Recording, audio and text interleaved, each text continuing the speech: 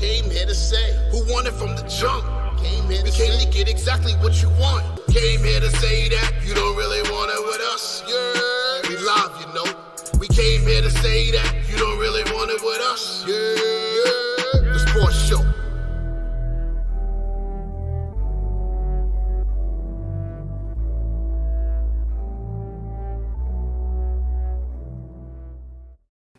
Yeah.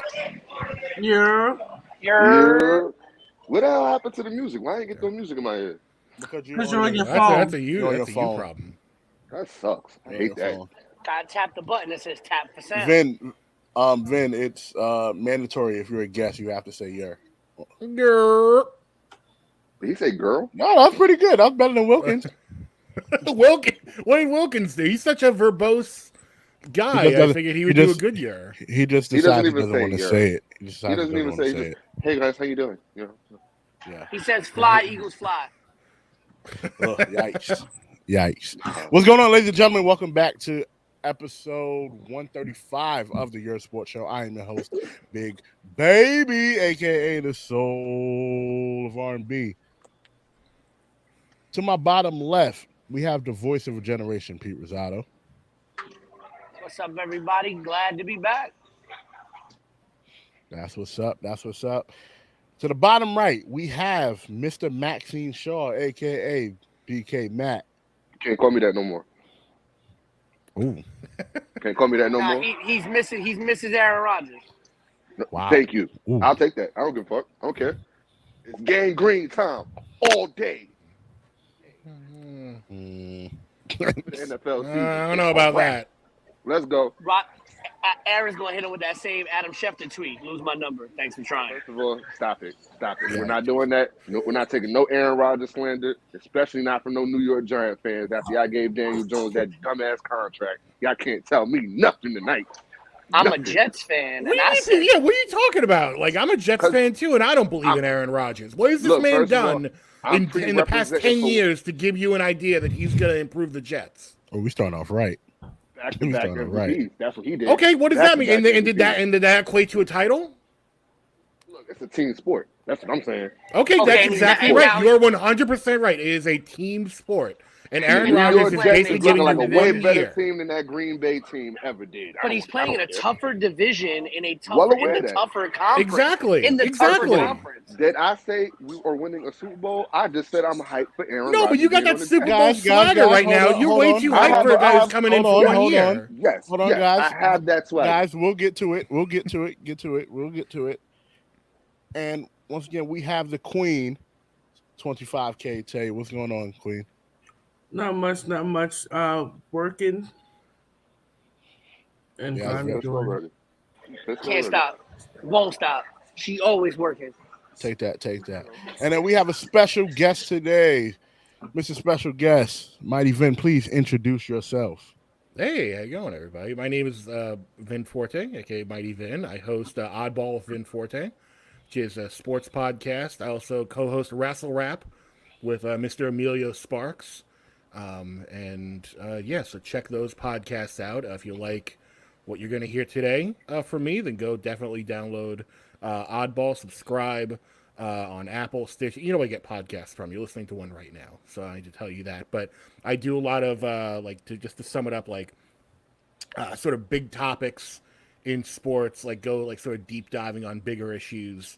Not really a guy, and not to knock it, but just for me personally, I'm not a guy. It's like, okay, let me break down every single game that happened this week. Let me break down. I like to pick a couple big topics, really sink my teeth in. Now I do interviews as well. Recently did an interview with second interview with Rob Parker from FS1 about the MLB and the NBA season. It's coming. That's sort of winding up right now. I've interviewed Alan Hahn from ESPN, Peter Rosenberg from Hot 97, and of course the Michael K Show here in New York. A bunch of other people from places like SB Nation, Andscape, ESPN. So go subscribe, wherever you get podcasts, and check that out. Absolutely, Mighty Vin, you in these streets and you're doing all the good things. Right, all the good things. Matt, what is that on your head? It's my hoodie. You should probably take your hoodie off. We We want to see your hair. Why? Because you said I can't call you Max and Shaw no more, so I would love to see what you have on your head. A do-rag. Okay, take your do-rag off. I'm good. We starting out spicy. Take your do rag off. What the hell? You gotta take your do-rag hitting off. them with the give me a sandwich, Dave. Damn, just Matt wanna attack me off the rip. probably look like Montel Jordan when you take his do-rag off. So. I would never go bald. I mean, at least Matt's wearing more clothes than Ja Morant was in that security video. Yeah, well, that's a good segue because Corny I saw the shit. rundown. I know what we're talking Corny about first. shit. Corny shit. We'll definitely get into it, but we like to start the show by asking about how everybody's week was. So we always start with the Queen. Queen, how was your week? My week is still going very long. Well, there you go. I'm with her. Mine's the same way. My There you go. week is still Short going. and sweet. Pete, yours? I'm finally coming off the bender and that was last weekend. So I'm finally feel like I'm stabilizing again. But definitely a week that's still going, just like Tay said. You know, school week still going, and just trying to make it through another week. But otherwise, can't complain. BK Matt. Yeah, I know Randy ain't talking about my hairline and he Haitian. I know he ain't talking. We ain't gonna do that. Yes, he's talking about your hairline. Don't worry, I'm gonna get on him. He's Nah, talking my week, about your hairline. mine's Vin. kind of like Tay. It's not Randy, over yet. throwing Still shots in the comments. My week's going good. Just got a lot of stuff going on. Obviously, WrestleMania season is in full swing, so a lot of stuff going on with WrassleRap. Emilio's going to be out in LA for Wale Mania coming up, so I'll be picking up the slack on the podcast for the next couple of weeks. I heard a little bit about Wale Mania. Yeah, Trinity Fatu is going to be the guest of honor. So I've heard of her Naomi's- before. Stacked Wale Mania this year, and that's saying something. Wale Wale Mania, yeah, I was gonna say Wale Mania is always stacked. yeah, but this year seems like it's just extra stacked, and I'm just like, Well, it's I'm you know what out. Wale Mania. Well, you know Wale Mania is the real Forbidden Door. Tony Khan likes to brandy about this idea that he's got the Forbidden Door on lock. And it's like, no, you go to Wale Mania, you're gonna see shit that you're only gonna. Excuse me, can we curse? Is this a curse? Okay, you're gonna see shit there that you are not going to see anywhere else. And Wale Mania? Yeah, you're going to see like cross-promotional stuff like, Jade Cargill and Bianca Belair together for one night only in the same place. Like, that's the kind of stuff you see at Wale Mania. God damn, I need to go. Do it. Get your ticket to Queens LA on right Queens now. on Queens. Nah, California don't show love to Brooklyn people. I mean, I'm excited for those guys. You know, I love Kaz. I love Emilio. So I want them to have the best of success. With Wale Mania, I hope that they get all the talent that they're looking for to come to Wale Mania, and I hope that it's the time. I went to a Wale Mania before, and I stayed there for all of 12. Oh, and shout out to Wale, too. Yeah. Shout out to Wale, because the one and only time I ever met Wale, I was actually at an IHOP, and I was standing outside talking to this guy, and he was like, "We're talking about wrestling," and he was like, "Do you know who this person is, who that person is?" I'm like, "Yeah, I do." And he was like, "I was like, oh yeah." I was like, "So what brings you out here, WrestleMania?" He was like, "Yeah."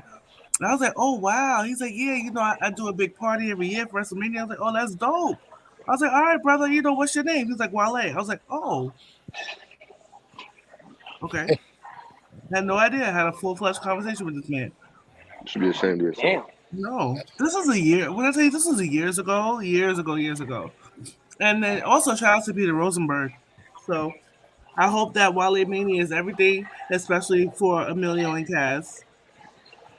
Yeah, no, Emilio is great. Kaz is great. Kaz is one of the hardest working people in podcasting. I said Guys, Emilio. 4 different podcasts. Well, Emilio too. He's one of the hardest working men in podcasting as well. She said specifically Emilio. That's it. Why Okay. is she like this?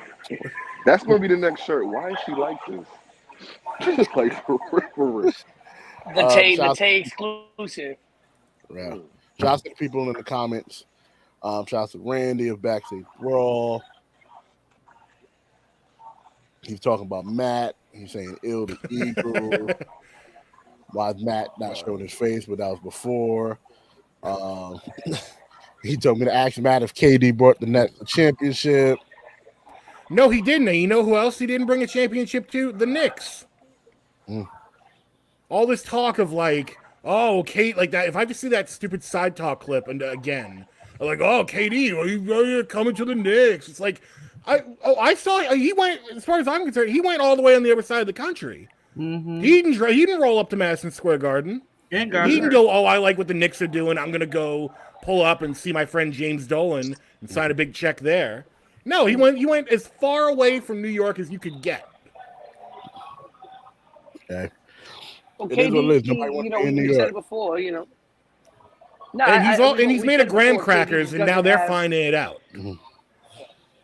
KD doesn't have the spine to be in a large market. I mean, even when he went to California and he went to Golden State, even though they are multi-time NBA champions, they are still the third most relevant basketball team in California. You know, like the Lakers are going to get no matter what. The Clippers are going to get pretty high billing because of how much money Ballmer spends. And, you know, Golden State, yeah, they're great, and they're always going to get the articles and the pieces at the end of the year. But for the most part, Golden State almost flies under the radar most times. And then obviously in Seattle and Oklahoma City, you know, KD was, you know, the biggest fish in a very small pond. You know, he's never had the spine for these large media markets. Well, I'll give him credit for this. He's been fairly honest, at least lately, about he's a guy who just wants to hoop. He doesn't want to lead, but at the same time, if he didn't want to lead, you knew the conditions coming into Brooklyn. You knew that you were going to be looked at as the guy, and you couldn't rein Kyrie in. All these, I cannot go. I've been a lifelong Nets fan, and I cannot stand like going into Nets like spaces on Twitter and having conversations with people. Maybe like a lot less so now that there's like New Look Nets and Mikal Bridges and all that. But during the like Big Three era, you couldn't talk to these people about any of the deficiencies on that team. They They did what the Mavs are doing right now, which is they wanna out offense you. They want to run the board up and score 120 a night. But that doesn't mean anything if you're gonna let the Hornets or the Spurs come in with 125. Like you need defense, and that's what Dallas is finding out right now. They're also finding out a little bit about Kyrie and the headache he can be. So like I look at what's going on there on the West Coast and KD going down, and there is some karma to it. Absolutely there is. We're speaking about karma. Before we jump in, one more person I need to shout out. My little twang, Mercedes Greer. Shout out to her. And ladies and gentlemen, let's get into it. We spoke about Ja Morant a little bit earlier in the show. So the NBA is giving him time served, basically. And he is suspended for 8 games. He already served 6. He'll be eligible to play on Monday. For those who don't know what happened with Ja Morant, he was on Instagram Live flashing a gun in a strip club, amongst other situations prior to this. He's went into counseling for about a week or so, getting all the support in the world, even just had an interview with Jalen Rose. My question to you guys, and I want to start with Queen on this one. What happens next for Ja? He gets the help that he needs. Obviously, there's a struggle with alcohol there. Mm-hmm. So I don't want to sound too overly critical of what he done. He's doing he's young, and he's used to no one really holding him accountable or creating and setting boundaries. As you can see, like even his mother got into an altercation at a store, and she's calling her son, who's worth millions of dollars, to come and defend her at a store. So it shows you his mind, where he is, and where his mindset and how he was raised. And I feel like at this point, this is a time for reflection and maturity and learning to get to the root of the alcoholism and addiction. And that's why I don't cast judgment. I mean, it was so unfortunate to see him take that whole bottle of tequila to the face. That seemed like that was something that he did often. I mean, I know I've partied in my day, but that looked like, something that happened like more often than not. So hopefully he can, rise above this, never make these mistakes again, and learn from this because this could cost him his career. And also, most importantly, he could have really hurt someone. Right. This could have been a different type of tragedy. So, while I will show him grace, which I feel like a lot of people should, addiction is no joke. And I'm not here to, like I said, point a finger and say, well, you fucked up and this and that. Yeah, you fucked up. But the good thing about redemption is that you can learn from your mistakes and get to the core of it. And shout outs to anybody who's on that road to recovery from addiction as well.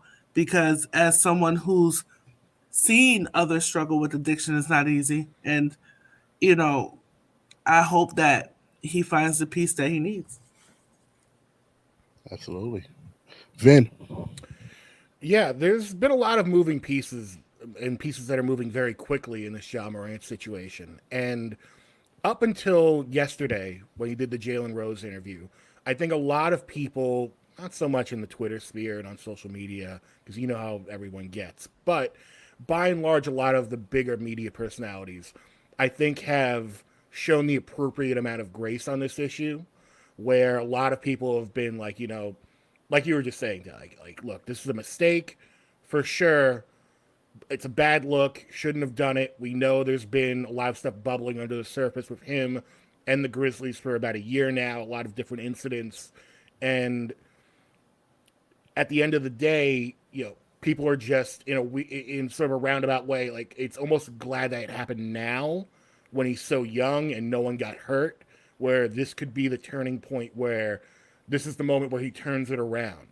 Now, with that said, I think the Jalen Rose interview actually brought a different context to this, and I think it was kind of a bad idea. If I'm putting my cynical cap on for a second, I think it was a bad idea for him to have done the Jalen Rose interview, because what that interview showed is several things. One, they really put an emphasis on, you just did this sort of like, not blank on the word, but like not a rehab, but like, I'll just say rehab, like, you went through some rehab for the past, little while. How did that, how was that for you? And it's like, it's been a week. Like, right. This is not like this guy who's been away for the rest of the season and now it's next year and he's back and we're trying to figure out like how he's going to reintegrate back into, like, he's been gone. And now we know as well that, like you said at the top, he's already got 6 days served on an 8-day suspension. So it's like, really, the new information is he's got a 2-day suspension. And when this whole thing broke, it felt like, okay, we're going to give them grace and Ja's going to go away and we're not even going to really see him, for the rest of the year. Like, maybe he comes back in the playoffs at some point, but like, he's got to just go and take care of what Ja's got to take care of. And that's going to be that. And we're going to revisit this next year and give him all the grace and runway in the world. So I think the Jalen Rose interview was a mistake, because now it's bringing to light, like, okay, so he's coming back like next week and he was only, in rehab for this for a couple days. Like, is there going to be more to this? Not that we need to be privy to that, but if you're going to make that information privy by doing an interview like that, I think that's what, again, cynical hat on, that's what comes of it. And I don't think, and just as an aside, I don't know if Jalen Rose was the best person to have done that interview, just because I think it was a little too buddy-buddy, and I get it, but there were some key questions that he did not ask in that interview, mainly, like, what was stuff about, like, what was this whole experience like for you? Like, he kind of never really probed beyond the surface. And I think Jalen Rose was chosen because they figured he would come as a friendly. Oh, it's a total soft. Again, cynical hat on, PR hat on. It's a soft landing. Piece, yeah, it's a soft piece, and also you want to. I was a fan of the Jalen Rose aspect of it only because player to player, like OG to young Right. G. You know what I'm saying? No, that part I like about it, but again, like if you're gonna do that type of an interview, one, it was too soon, and too soon. People want more information if you're gonna go that route. Yeah, it's too soon. Definitely too soon. I mean, yeah. You're also kind of like, you know, at the end of the day, we all know that we can sit here and almost safely say that a lot of that interview was prepped. You know what to say. He's got people around him like, hey, this is how we want to be presented. This is how the shoe we have to put on and the face we need to show. There's definitely a lot more work that needs to be done. And if Ja Morant were to come back sooner rather than later, it falls upon the Grizzlies and the NBA, really the Grizzlies, to kind of just say, hey, it's not the right time. There's still too much of a distraction around this at the end of the day. Like Ja Morant is unquestionably the leader of that team, and he is needed to shoulder a lot of that load. And, you know, that could be something that is something that maybe contributes to the fact that he has some of the problems that he's dealing with, and some of this. Maybe he needs that you know, second person to help put the load on, and it can't be all on Mike Conley's shoulder. Not Ja Morant's shoulders. Thinking about Mike Conley here, but you know, he definitely needs to get a lot more help. There's been rumor and innuendo that there may be a longer, under the table kind of situation where he may spend more time away from the team. But there's a lot that needs to be asked, and I think there's a lot that, you know, a lot that's also going to be unfairly thrown at Ja Morant. Let's be very honest. There's going to be a lot that is unfairly thrown at Ja Morant by the unfortunate, large, white media, the white fan base, those people that are going to sit there like, well, he was a young black man with a gun in a club, and what is he doing? What is he a part of? Like, we need to get away from all that noise. There's a larger issue here at play, because at the end of the day, we want to talk about the long-term health of Ja Morant. This isn't just about getting Ja Morant this year. This is about Ja Morant being safe, being okay, and having a long-lasting career that isn't affected by these negative situations. And I really do hope Ja Morant gets the help that he needs, and I really hope that the Grizzlies are a part of that.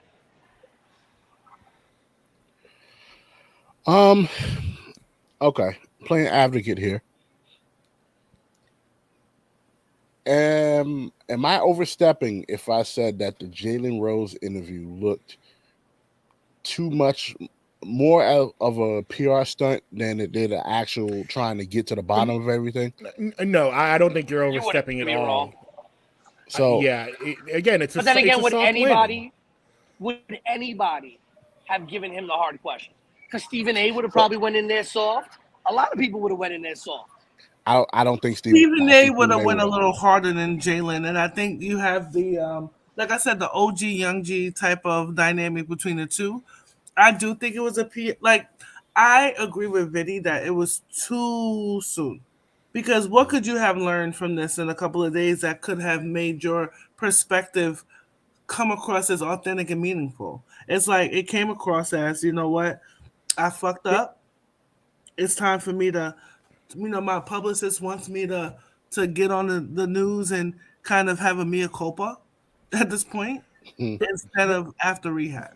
Yeah, because this was one of those situations where, again, before the interview, we all, you know, like everyone was on Ja's side mostly, where it was like, well, no, but I'm saying in general, like the sentiment out there, the popular sentiment was whatever he's going through, like clearly this was some sort of breaking point, and we just want him to go away and get better and come back.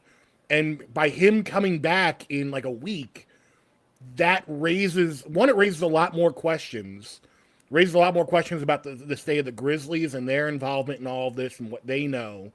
And then again, like it comes off as cynical. Like, okay, his PR guy was like, hey, we're going to do this interview with Jalen, going to smooth things over. Then, we got this suspension that we're running the clock out on. And then, you're going to get back in hoop and everything's going to be forgotten by the playoffs. Now, again, maybe there is some under the table thing where he is going to go away for the rest of the season. And we just don't know that. And they're still talking that over with the Grizzlies. But that's not how it came off. So I know why they chose Jalen Rose, because Jalen Rose has had his own issues when he was in the NBA, with his house getting raided, drug raided, him also having a possession charge as well. So he was the optimal person to do it, because it made it look like, well, he went through it, so he should do it too. Now, I'm in the comments and I'm reading from Randy. David Stern would have suspended him for the entire season. Absolutely. Yeah. I love Adam Silver. Adam Silver is a player's coach, but go ahead, Queen. David Stern would not have suspended him an entire season. No, Really? well, we're at the end of the season right now, so like this is it. So I think in this specific case, he would have. The reason why I don't think so, not in the league when you had Dennis Rodman in the 90s, doing all kinds of reckless shit. This was just a Tuesday for Rodman. And David Stern got that criticism for not keeping up with the times. See, I think I could see it going either way, because on one hand, when it came to Rodman, the Bulls were given a longer leash because Phil Jackson had a lot of control over Rodman at that point. And then you fast forward. Now I'm thinking of David Stern when it comes to someone like Iverson, where he was like sort of constantly in and out of David Stern's office for erroneous for reasons that are really dumb too, like all the dress code BS and stuff. But still that shows you the kind of guy that David Stern was, where he could bring you in on that kind of flaw in his mind. So I can totally see him doing something like this with Ja Morant.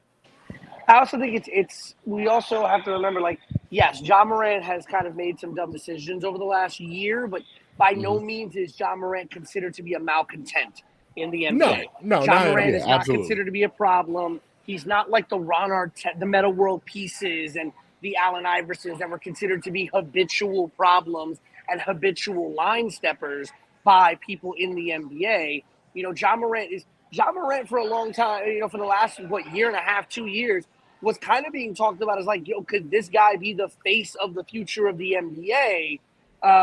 And so I think there is a little bit more of a leash and a leniency given to him. I think they recognize the seriousness of the problems. And I think also because of Ja Morant's star power and how he's kind of being positioned, I think the NBA is being a little bit more hands-on with this, because they're like, hey, we don't want this to be a stain against the league. The league, for the most part, has stayed relatively stain-free in terms of big scandals, player-wise, for a while. It hasn't been a long time since there's been a massive player scandal. I think, if I'm not mistaken, the last major scandals that the NBA has had have all been either owner or front office related. Or the referees. Randy also says this, and I do agree with this, and I agree with this for any team. The Grizzlies need a vet. The gun possession isn't a problem. It's him acting out and doing dumb shit. Jalen Rose, however, did protect Ja by not coping to him having a gun, so he did not get suspended further. Do agree with that. Like I said, the situation when it happened was in a day and a half. Ja Morant was he was seeking help, and that's the thing that confused me. It felt like at that time, and again, people are probably going to come at me for this, but when I saw it, and again, it's not me attacking a black man. It's when I saw it, and I've seen things like this because, we've lived in the media in the media era for a while. When something happens, somebody jumps to do something to cover up their tracks. Like, oh no, I'm sorry, and that's what it looked like originally until it came out. Oh well, he may have a problem. Okay, granted, he may have a problem, but the way his team has handled it is. It was kind of shaky and at first, and then when you realize there's actually an issue there, again, I'll take my heat on it for thinking like that at the beginning. But Ja Morant is a great player. I don't want him to get the same stigma that Allen Iverson had as a player in the league, because that can cost him everything. Like, I don't want his head to get too big, like, oh, I'm above everything. Like, after this, I don't want him to be like he's above everything. Because realistically, if this was the beginning of the NBA season, 6 to 8 games, it wouldn't be a thing. He'll mix 6 to 8 games and blah, blah, blah. He missed 6 to 8 of the last 13 games. That's important. I hope he does get the help that he needs and he returns when he's supposed to, not because the Grizzlies need him for the playoff push.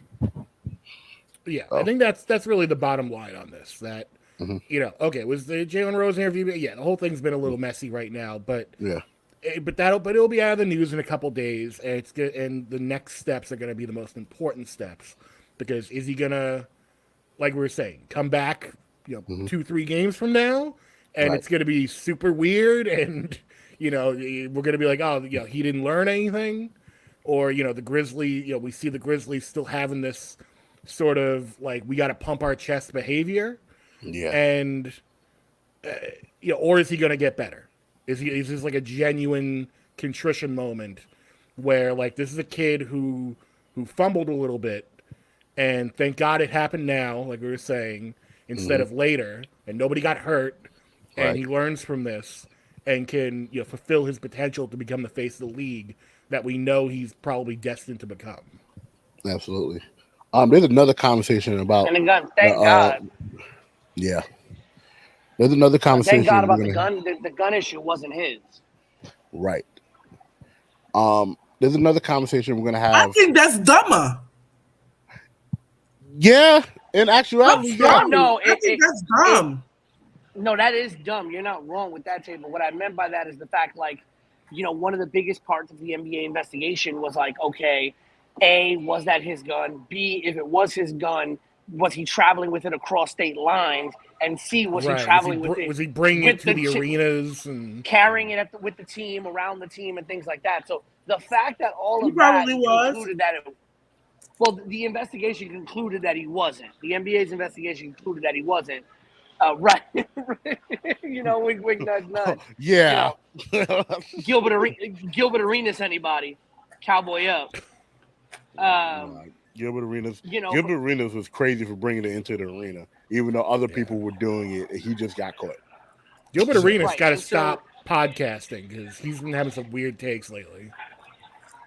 But I think that's where Ja Morant. Yeah. I think that's where Ja Morant really got off by not having the hammer thrown on him, because the investigation concluded that A, the gun didn't belong to him, he didn't transverse to the raw state lines, and he wasn't carrying it around the team or in the arenas.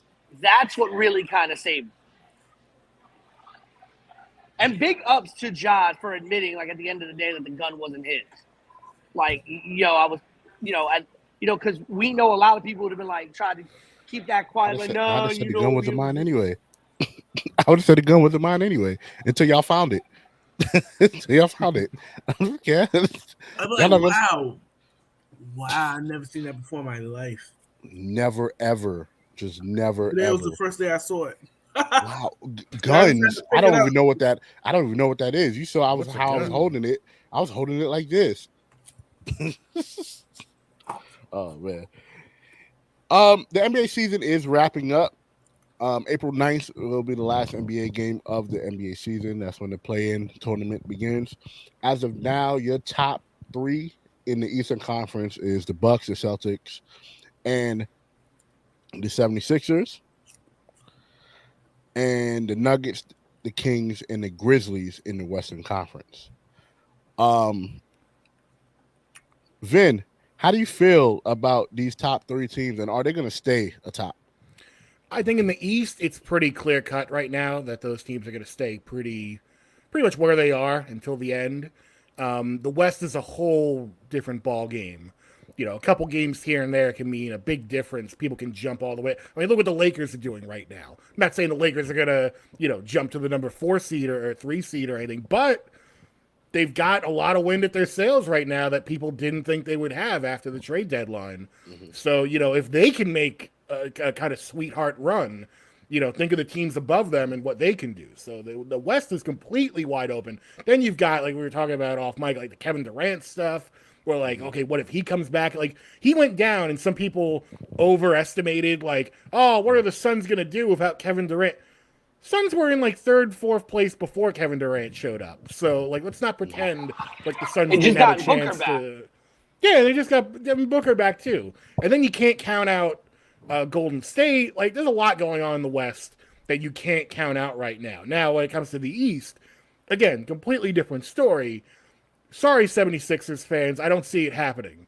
76ers always seem to be, always a bridesmaid, never a bride. They're always like, okay, we're going to give you a fun season. Joel Embiid, like, probably, obviously he's got MVP consideration right now. But even with that, it just feels like, are they going to beat the Bucks?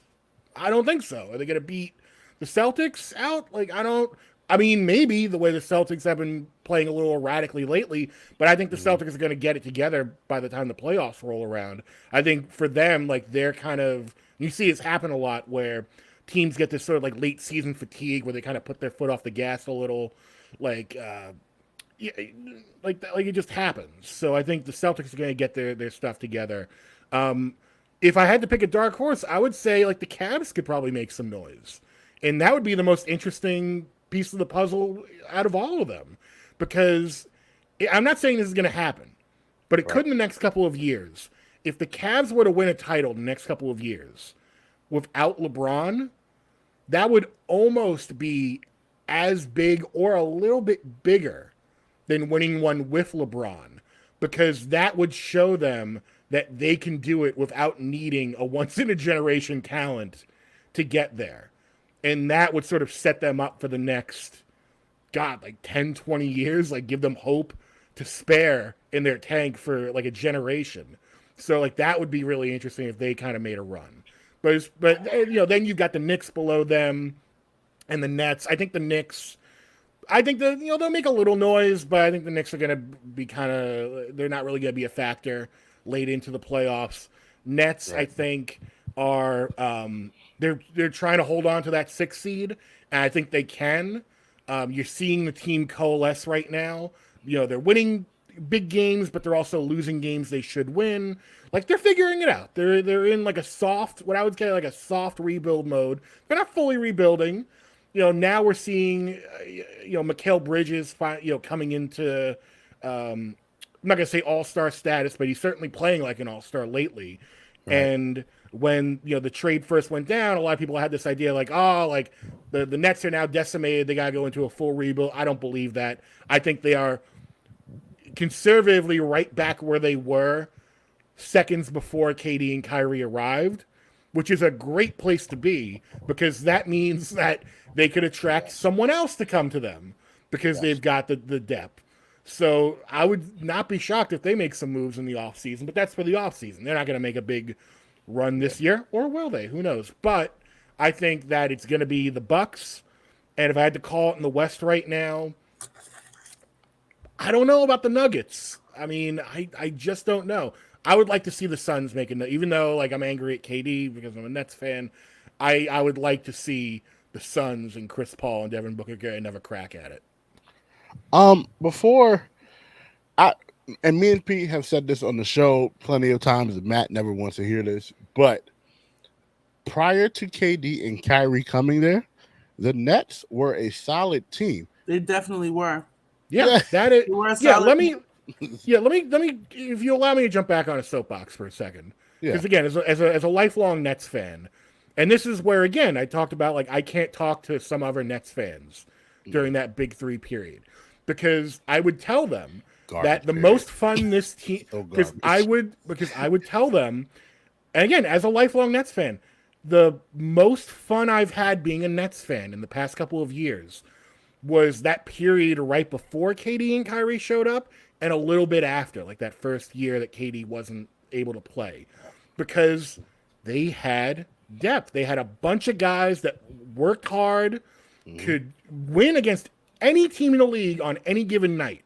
Again, the consistency wasn't there yet, but on any given night, they could pull out a banger and just completely overachieve.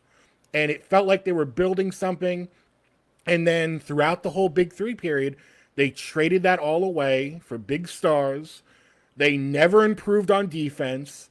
Steve Nash is going to go down as like maybe the mistake in terms of bringing someone in, player or coach. Because his whole plan was, even in the playoffs, was just like, okay, let's roll the ball out there and hopefully KD will get us some buckets. Like, that's not, you need defense. Like, Jacques he's like Vaughn. an all-star game coach.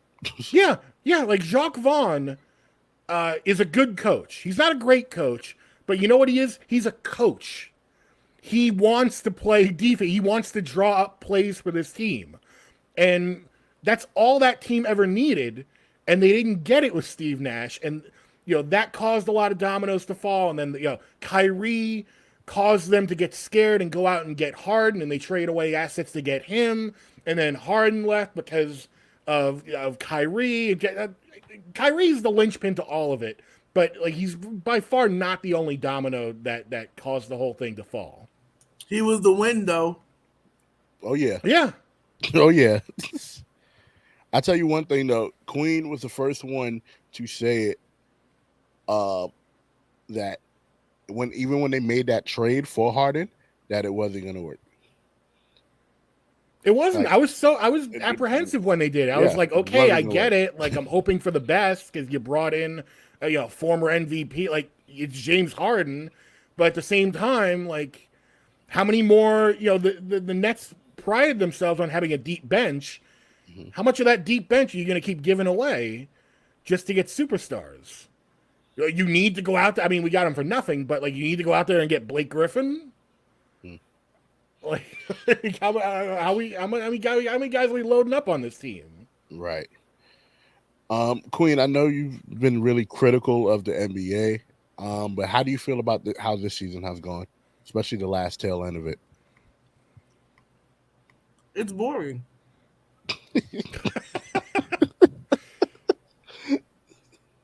How is it boring? Let's get into it. I feel like, you know what? I was watching basketball the other night, and I was like, you know what? I realized is missing from basketball? Passion and defense. Okay, here's my take on modern basketball, is that there is more variety going on in the modern game than ever before. No, hold on. Than ever before, but it depends on the matchup between different teams. Because of that variety, you could have two teams match up where it's horribly lopsided, or two teams that just don't play defense. Vinny, there are a lot of different. Are you mansplaining this shit to me right now? Uh-oh. No, what do you mean I'm mansplaining basketball to you? Like, no. Run, Vinny. Run. No, I'm not running. I'm right here. Can you explain to me why someone 6'10" is taking 3-point shots? Can somebody please explain that to me? Can somebody? Because there was a precedent set a couple of because they can. I can hula hoop. Not everyone should. Right? Not everyone is Damian Lillard. Not everyone is Steph Curry. Standing here motherfucking hula hooping for a living, right? But you know what? Those teams don't win the championships, and they're figuring that out. People said Giannis could never get over the hump. It's because everybody wants to be Dirk Nowitzki. Right. Everybody wants to get the Dirk Nowitzki type big man on their team. Oh, let's stretch the floor, because if their power forward or their center has to guard our power forward and center and they pull them out to the 3-point line, like that opens up the hole. This is why we're seeing point guards and two guards get more rebounds than ever before historically in the NBA. This is what led to the rise of the almost nightly triple-double, because you've got the presence of the big men, the 6'10", 6'11", 7 and they're taking all the shots, going out to the wings and shooting. And now you got all the fucking 6'2", 6'3", 6'5" guys getting all the rebounds. There should not be a situation where the person who is listed as your power forward or your center is averaging less rebounds per game than your two guard or your point guard. I'm sorry. It should not happen. I agree. And all I'm saying is I think that's going to come down to earth eventually, because you look at like a situation again in Dallas, even before Kyrie showed up. It's like, what is it? Okay, we got Luka. Luka's great. Luka's taking all the shots. But, like, where's the defense? You got to have a well-rounded team. Look at the teams that have won the past couple championships. Like, even the Golden State Warriors, who people cite as like, okay, they revolutionized the three-point shot, all that.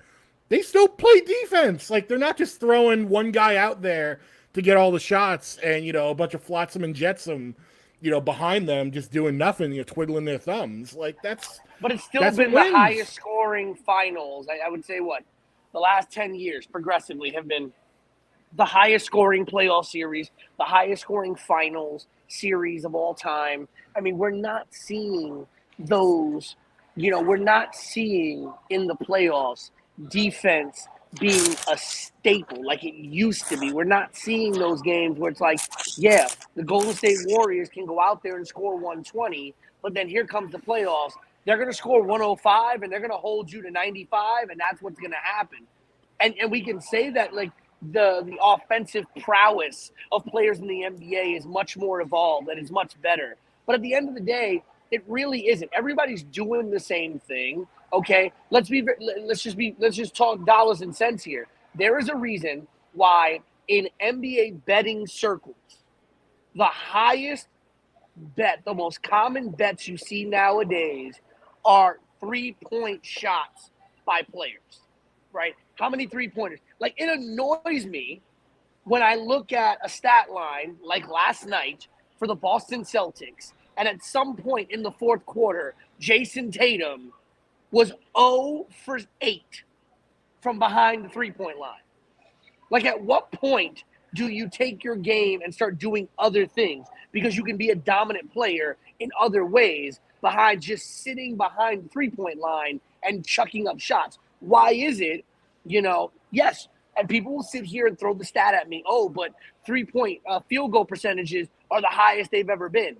Yeah, but the law of averages states that at the rate at which they're shooting 3-pointers nowadays, they're making more than they used to. So now your averages are going to go up. Your averages are not going up because people are becoming better 3-point shooters. They're just shooting they're more. Still missing. They're just shooting a shit ton more. So on average, they're making a lot more shots. And it's ridiculous because you're not seeing set play. Listen, I remember one of the most commonly overused phrases you would hear from basketball analysts when watching a game on television was half-court defense, the half-court offense. This team is a master at the half-court offense, or this team is a master at locking you down in the half-court on defense. That was something the Spurs were always great at. That's why the Spurs. But now it doesn't matter because they're going to take the shot anyway. The half-court, they're going to get to half-court and just take the shot from the arc. Everybody's, and the funny thing is, everybody's playing a zone defense or everybody's playing a man-to-man defense, but everybody's giving up 3-point shots. Listen, I went to a college that, like, I don't want to say revolutionized it, but in a sense revolutionized the zone defense, the 2-3 zone. Jim Boeheim's 2-3 zone was incredible for so many years. And at the end of the day, while the zone defense, wants you to shoot, it makes shooting harder because it makes you have to continue pass the ball and run out the shot clock. But nowadays, it's, you see in these games where it's like, if guys and if teams are holding the ball for the entirety of the shot clock, they're chucking up a 3. And everybody's driving and kicking, driving and kicking, driving and kicking. That's why Ben Simmons is such an anomaly, because Ben Simmons can only score by driving to the basket and laying the ball up, which is just, like, it's so weird for people in this generation of the NBA. Yeah, and then the question becomes, okay, like we've identified this as something that is not as fun to watch, kind of takes the the heat of the game down, lowers the temperature for everyone involved, the fans, a lot of the players in some cases. But then, like, what do you do? There's no, like, what MLB is doing with the pitch clock. Whether you think the pitch clock is going to work or not, like, that's at least something where there's logic behind it, where you can look at it and go, okay, there's something to. But, like, what do you do for that in the NBA, where, like, how do you square this circle with people taking too many 3-point shots? You limit the amount of threes people can take in a certain time period. Like, that's the only thing I can think of that would possibly rectify that. And nobody's ever going to sign on to that. Go ahead, Queen. I think we're too far gone in the NBA with this. I saw a score that was like 134 to 126. I was like, what the hell am I watching? If you put that score on a game in like the 1987, people's heads would explode. Right. Mm-hmm. Exactly. And the thing is, I'm just like, everyone's chucking up shots and drawing fouls and not playing the game. It's just like I watch this and I'm just like, I'd rather guys not. taking. What? Oh no, I said sorry. I thought you had the lag. I thought you had finished speaking, so I didn't want to cut you off. What I hate, Queen, is people taking like half the game off, right? Like Joel Embiid, I think it was like about a week ago, had like almost 30 points at halftime in a game against somebody. And, when we talk about the stars of the past, like that would have meant, oh my God, they're going to go 60, 70, maybe crazy amount of points. This might be a record-setting night. And then I think like Joel Embiid ended with 37. He ended up like 37 for the game. It's like, so wait a minute, you scored 30 points in the first half. You didn't sit in the second half. You played another 18-something minutes in the second half, but you could only score 7 points. And I guarantee you the defense isn't stopping you. So it's like this idea of like guys taking, nights off, guys just not performing, It's just not the same for me. It's just not the same for me. Period. Yeah. And I don't think used to have. No, go ahead, man. No, I was just gonna say, like, as it comes to load management, like that's a great point to bring up because a lot of people cite load management as a huge problem right now, and it is. Absolutely. But I think the story behind the story is that it's not keeping players any healthier. Like, if anything, I think it's creating atrophy because what you're seeing is a lot of these guys that take time off always seem to be the ones that get really injured, chronically, like every season. And I think that's because the more time, and you talk to athletes and it's no secret, like they'll tell you it, that if the more time you take off, the more you're not working your body out, the more you're not working those muscles, the weaker you're going to get, the more susceptible to injury you're going to get. So you're almost better off playing the full 82 games if you can and, giving your body that extra push and that extra workout because it's going to get stronger. You're going to build a tolerance. But also, like, I remember, watching basketball, especially in the late 90s, early 2000s, even when things started to change in the NBA, like, you would see score sheets where you'd have multiple players scoring in double figures. You'd have guys getting 10, 12 points here and there. You'd have guys actually producing. And I think this is also a larger symptom because we're not seeing the same kind of rotations that we used to. We're not seeing the same kind of usage out of a lot of bench players. You're seeing a lot of teams rely so much on their starters and their big name stars, and they're not producing at the same level. So when the bench guys do have to come in, they're not ready to perform, and they're not able to perform at that high level that you need them to perform. And we see that a lot in the playoffs. When the stars get into foul trouble, when the stars are tired, when the stars are not able to do the same workload because they've been carrying a team for the regular season, and now you need your seventh guy, your eighth guy off the bench to come in and give you impactful minutes, and they are essentially trash because they have not gotten the reps during the season. Agreed. Load management is the biggest piece of crap that the NBA has introduced. Honestly, And these top-heavy teams, and we Right. keep showing time and time again that formula doesn't work. Mhm. I feel like do you know when I see the Philadelphia 76ers, I cannot believe they're in the third place in the Eastern Conference. I Well, feel like the 'cause- wins are so ugly. But Oh, that's yeah. the thing. It's Like horrible. you get the Shitty stars. wins. You'll Shitty get, wins. You'll get shitty wins. Like you'll get enough to be the third seed, the fourth seed. Right. But like I was saying before, you're not gonna like. They're always gonna be a bridesmaid, never the bride, because they don't have the type of team that the Bucks have.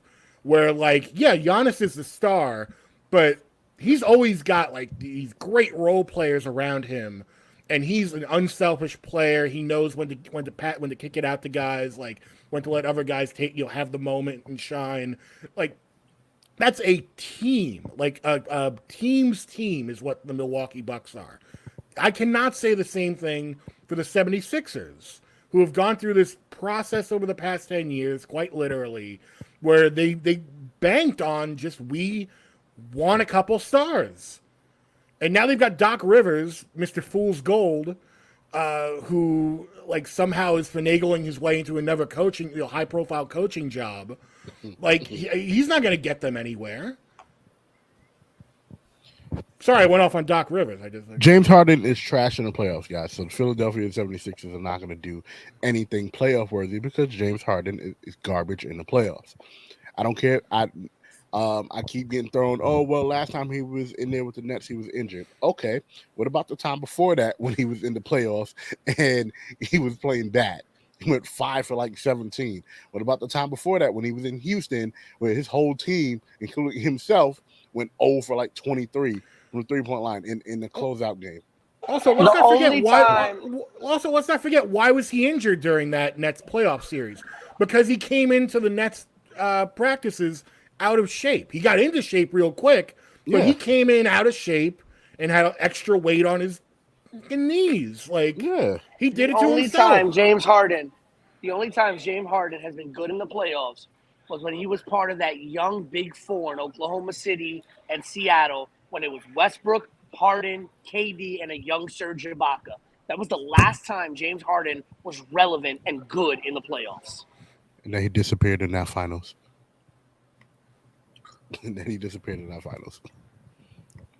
They just weren't. By the way, Yeah.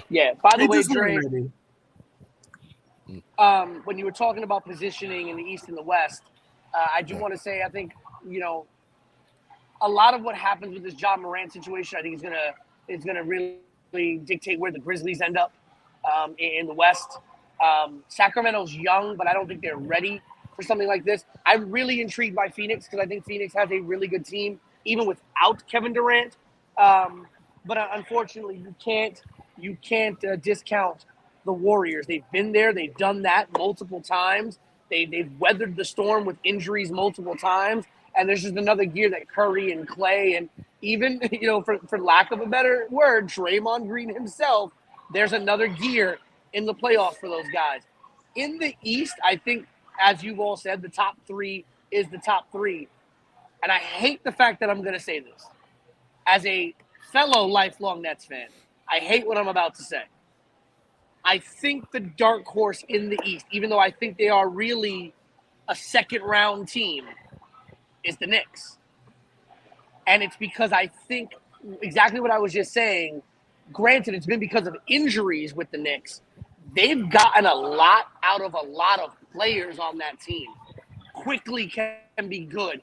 RJ Barrett can be good. We know what Randall can and can't be. We know what Brunson can be. Mitchell Robinson has, for the most part, been healthy. Jericho Sims has seen quality playing time. Quentin Grimes has seen quality playing time. The Knicks are easily 8 to 9 serviceable players deep of guys that can score, for the most part, with the exception of Sims and Robinson, at least 15-plus points on any given night. I really think, even though I think their ceiling is the second round, if they can really get their shit together, I really think the Knicks are the team to really watch in the East. I don't think the Nets are. I think the Nets still have a lot of self-journey to do on who they are because I think we saw, what was it? Cam was getting that run when they made the trade, and then they bring Now he in can't get on the Cam, court. and now he can't get on the court. But the guy was scoring 40 for four straight games, but now he can't get off the bench. So they're still trying to figure themselves out. I think the Knicks are really that dark horse in the East, just given how that team is constructed and how many good quality players they have, 1 to 8, 1 to 9. My problem with the Knicks is that Tom Thibodeau will drive his star players into the ground, and once they get to a spot where they really need Brunson or they really need Randall, they won't be serviceable to them. I can see that. I think the consistency with the Knicks is going to be an issue. I think they're a team right now that, much like I was just talking about the Nets a couple years ago, on any given night, they can severely overachieve. Mm-hmm. And I think they are ready for a second round run. I don't think they would. I don't see them going any higher than that. But I think they've got the pieces there to be interesting and relevant, which is a big thing for Knicks fans in the next couple of years.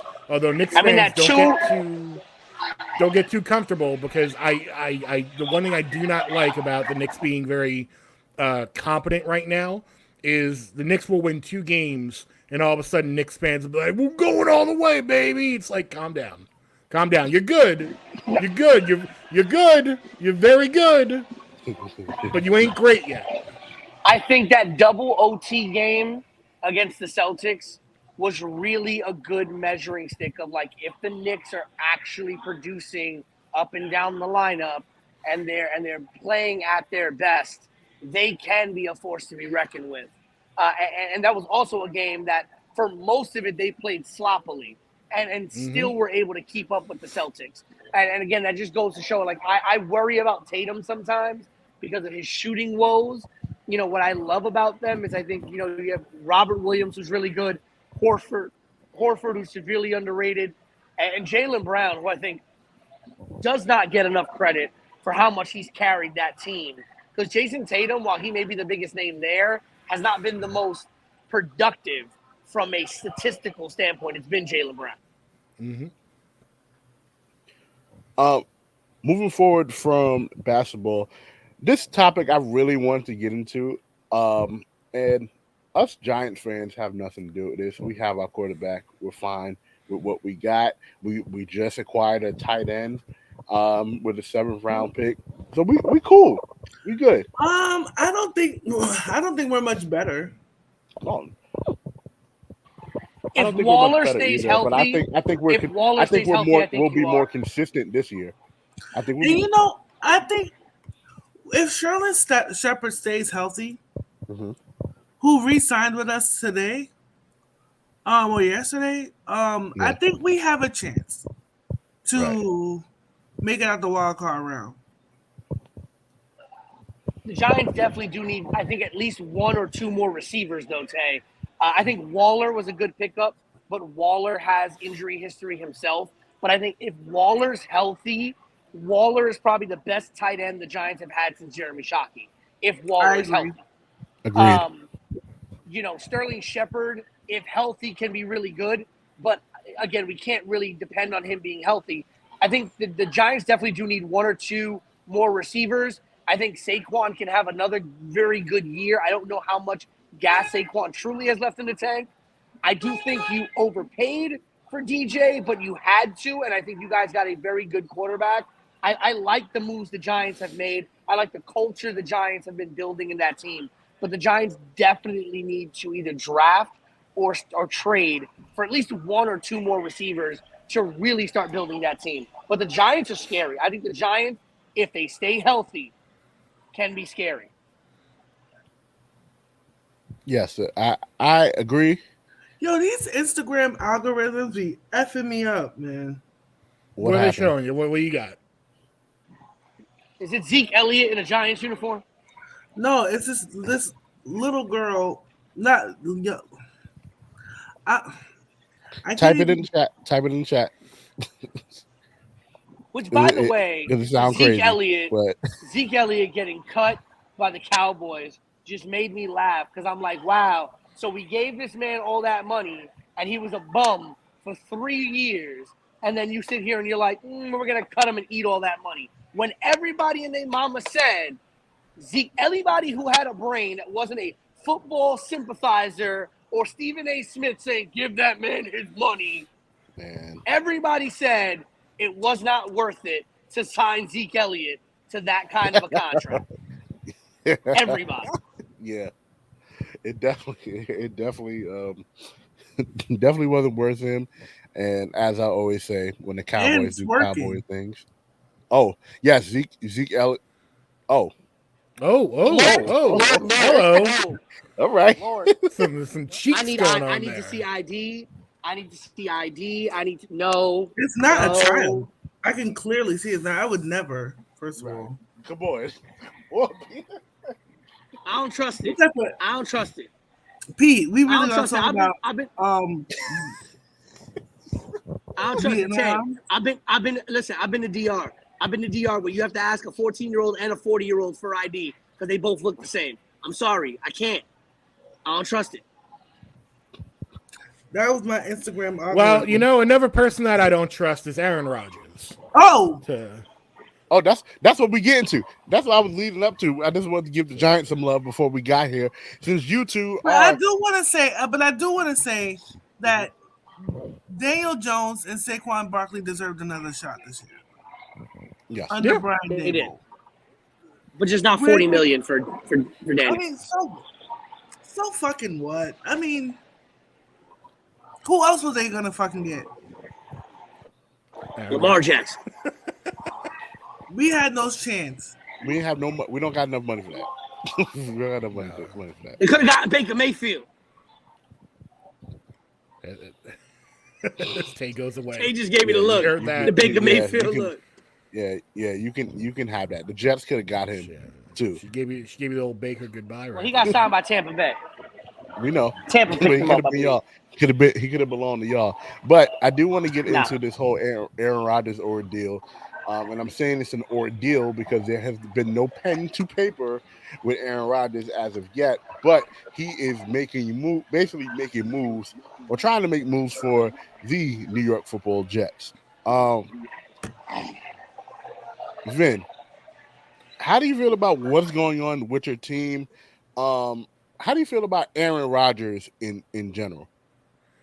Aaron Rodgers, obviously, you can't deny, his prowess on the field. But as a person, as someone who is constantly in the media, and by media, I mean on Pat McAfee's show. What do you mean by as a person? I'd like you to elaborate. Maybe the type of person that doesn't call his mom on Mother's Day? He might not. For Father's Day? He may be too high on ayahuasca. I don't know. Like he may be in a hole somewhere. Was on darkness retreat. Then Aaron Rodgers don't talk to his parents. Oh, he doesn't talk to his parents? No. How do you feel about Aaron Rodgers dishonorable? Not talking to his parents? Dishonorable. And then wanting to be your quarterback. Well, even before I knew that he didn't talk to his parents. Which, I mean, look, his parents may be awful people. We don't know. But assuming they're not awful people, it's very disrespectful by Aaron Rodgers. But he's also the most boring. Like, I don't know why Pat McAfee interviews him so many times. He's the most for a guy who's talking about drugs and taking ayahuasca and darkness retreats. Like, if I put out like a bullet point sheet of a guy of like of a football player, it was like, here's what this guy's into. Here's the rundown. We're gonna have him on the show. You're gonna look at the sheet of Aaron Rodgers and go, "Oh, this is great.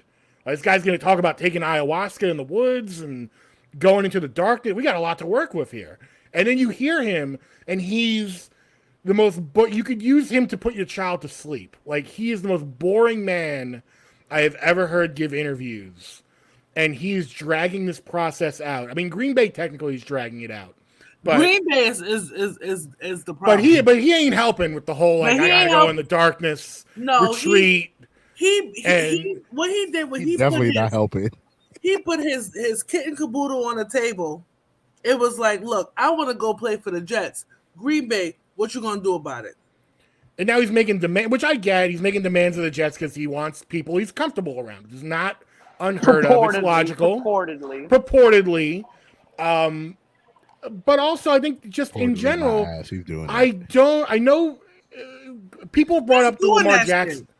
But people have brought up the Lamar Jackson thing where it's like, oh, why didn't the Jets go and get Lamar Jackson? A lot of Jets fans will defend not getting him by going, oh, it costs too much money, the cap and salary and all this. I call BS. If you wanted to go and get Lamar Jackson, you could go and get Lamar Jackson. If the Jets wanted him, they could get him. And in my opinion, they should have got him because history is repeating itself. Brett Favre came to the Jets, and now Aaron Rodgers is coming to the Jets. He's only going to be signed for a year. They're trying to get him for 2, but more than likely it's just going to be 1. So now you've got this weird stopgap where you're only really hiring him, or you're signing him because Joe Douglas and Robert Saleh want to keep their jobs, so they want to guarantee that they get to the playoffs this year. So you're taking a huge gamble on a guy who's about to turn 40 years old. Okay, yeah, we saw Tom Brady go and do it post-40. Aaron Rodgers, we don't know what he's got left in the tank. What is this man? Yes, he's won, like Matt said at the top before he left for whatever reason, that he's, back-to-back MVPs. We know all that. But where's the title? Don't you forget the labor. Show me the baby. Like, where is the title? And he's got the one title, and that's great, and titles are hard to come by.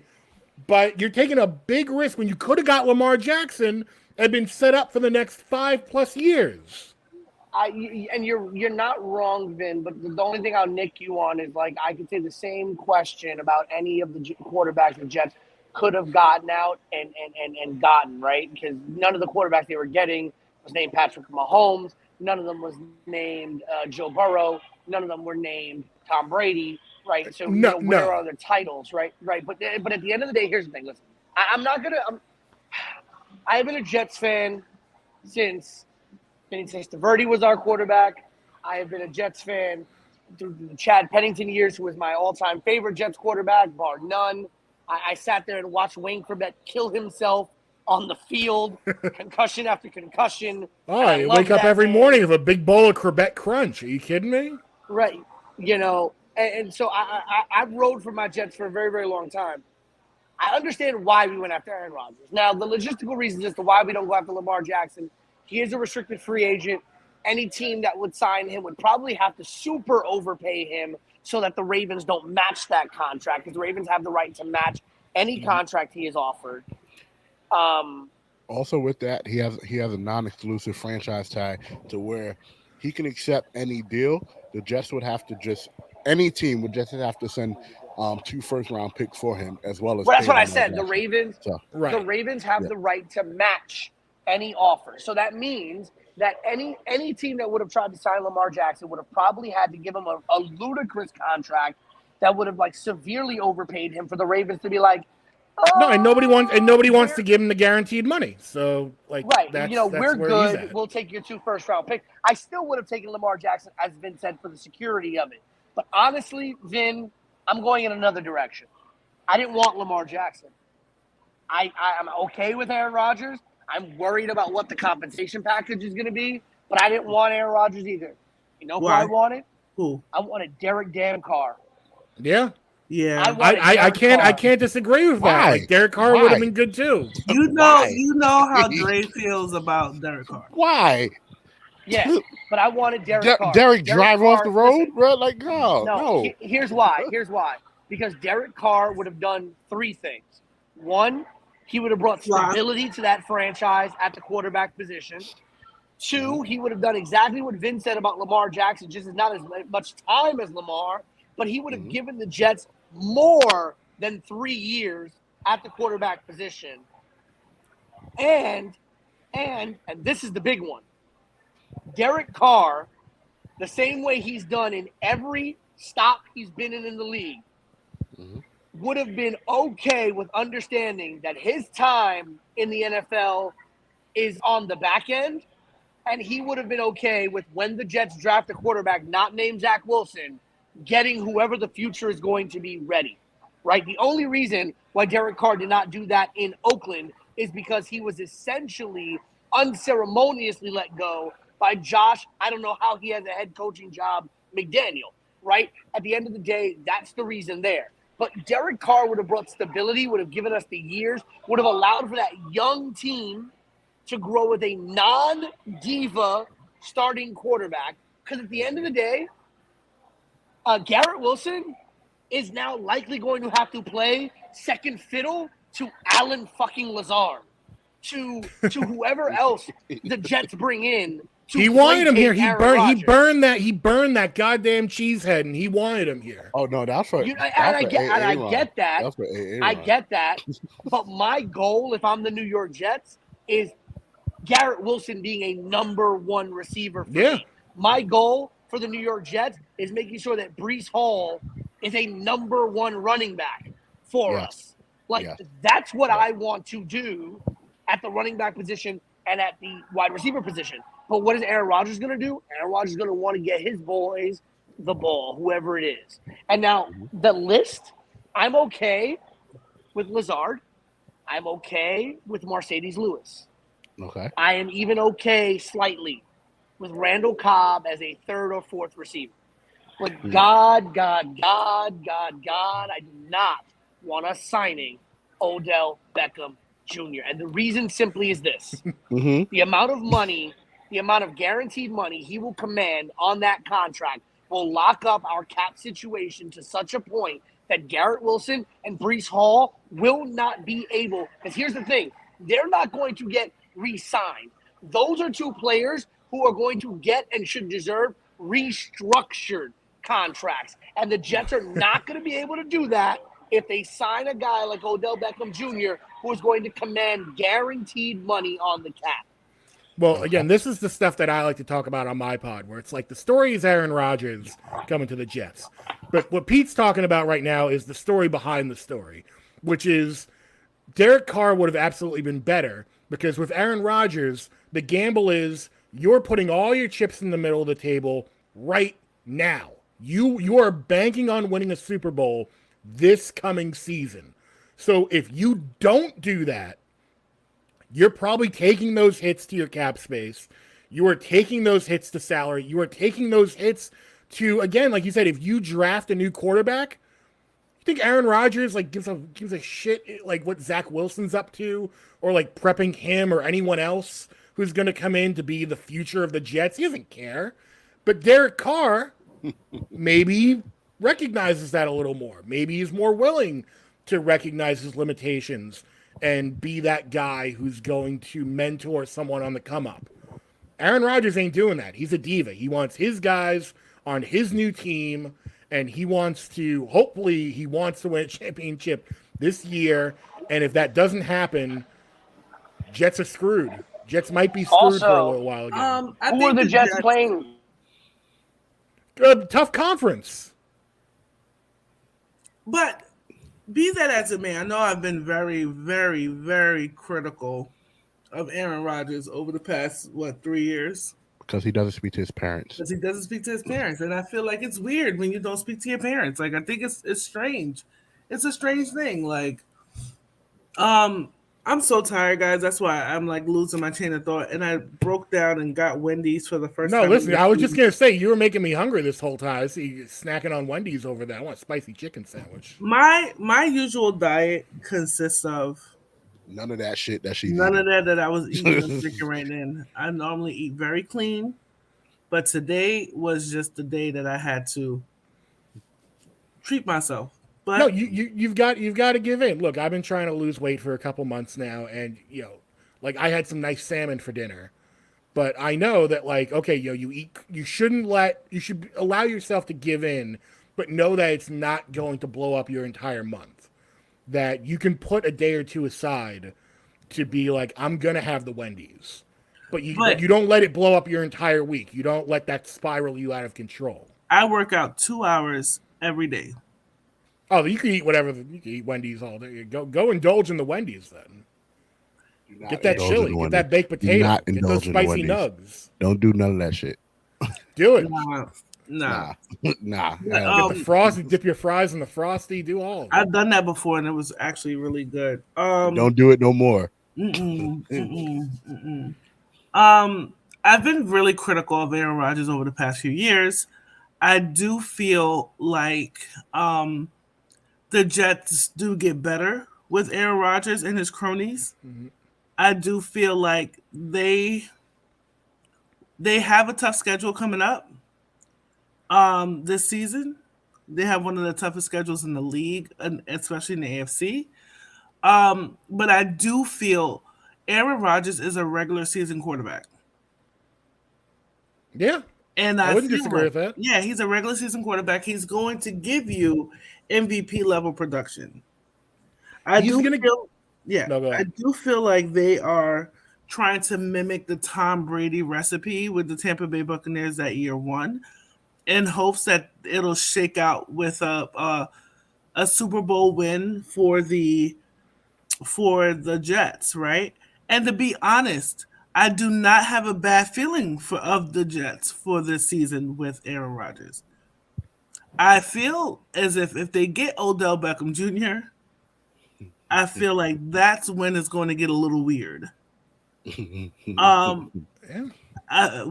in a good way. Things are about to get spicy in Jets. It's about to, you know what's gonna happen? The ticket prices are gonna go sky high because everybody wants to see Aaron Rodgers, right? But do I feel like this makes them a playoff contention team? Yes. It's gonna be the Brett Favre season all over again. Because people forget that Brett Favre season, they had a good record. Yeah.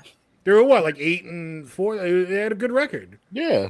Couldn't, didn't seal the deal or anything, but Brett Favre I think got hurt, and he also had that sexting scandal. But and he's had a lot of other scandals too. Brett Favre should burn in hell, allegedly. Oh my God! I was just about to say that he's a terrible person. And you would not believe how much of a mark I was for Brett Favre in the 90s.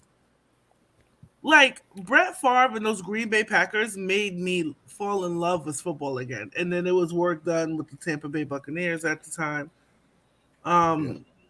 But now you allegedly, because he's going around suing people now. He stole money from steal welfare money from the poorest state in the union. Like, come on. Like, fuck out of here, Brett. The poorest state in the country.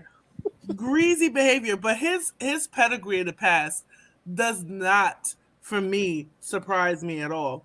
But I will say about getting back to the Jets though.